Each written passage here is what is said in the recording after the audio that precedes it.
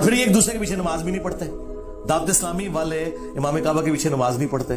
जो इमाम काबा के पीछे नमाज नहीं पढ़ते, मस्जिद नबी के इमाम के पीछे नमाज नहीं पढ़ते, वो आपको नमाज की दावत दे रहे हैं, तो वो अपनी नमाज और अपने फिरके की नमाज की दावत दे रहे हैं, इस्लाम की नमाज की। इमाम काबा के पीछे नमाज नहीं होती।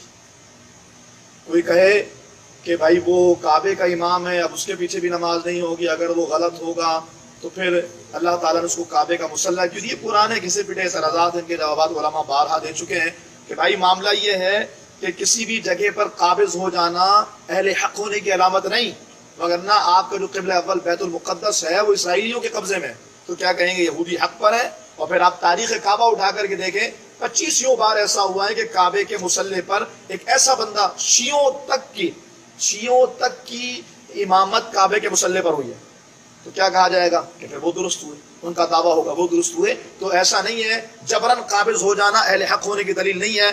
360 बुत काबे में रखे रहे, 550 क्या वो बुत हक पर थे जो अल्लाह ने काबे में उनको रहने दिया? तो ये फजूल की बात है कि जी अगर वो गलत होते तो अल्लाह उन्हें रहने कैसे देता, और वो रहते कैसे? फिर हम कहें कश्मीर में जो भारतीय काबिज हैं, अगर वो गलत होते तो काबिज होते ही क्यों?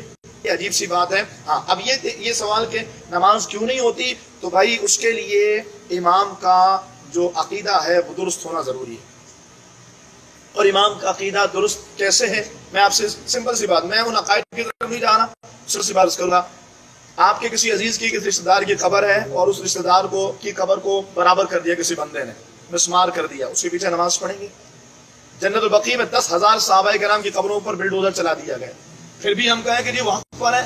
सहाबाए किराम, जनाबे मस्जिद कुबा के बाहर जो कब्रिस्तान था, मेरी जो सेकंड लास्ट हाजिरी थी उसमें जब मैं गया था, तो वहाँ के अरब ने बताया मुझे कि यहाँ पर खुदाई की है और क्रेनों के जरिए तरोताजा लाशें निकालें, और उनको पता नहीं कहाँ मुंतकिल कर दिया। आज मस्जिद कुबा के सामने प्लेन बहुत बड़ा सा ग्राउंड बना दिया, कब्रों को बिल्डोज कर दिया, नामो निशान मिटा दिया। फिर ये बात की जाए तो कहा जी वो शिर्क को मिटा रहे हैं। और जालिमों, अगर एक कब्र बनी है तो उसमें कौन सा शिर्क हो रहा है?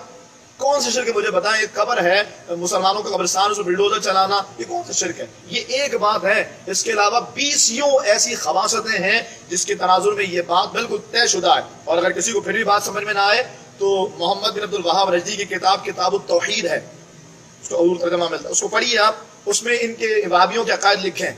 जिस मोहम्मद बिन वहाब रजदी को ये अपना मुक्तदा मानते हैं, जिसका नजरिया अभी सऊदीया में राइज है, उस इब्ने अब्दुल वहाब रजदी को पढ़े तो आपको पता होगा नंगी गालियां उसने अपनी किताब में दी है, और ये सारे उसको फॉलो करके उसको अपना बड़ा, अपना इमाम, अपना मुक्तदा मानते हैं। वो तौसीफ और शैतान जब इसका नाम लेता है तो रहमतुल्लाह अलैह पता नहीं क्या क्या बोल रहा होता है। तो इसलिए ऐसे लोगों के पीछे नमाज नहीं होगी जिनके अकायद दुरुस्त।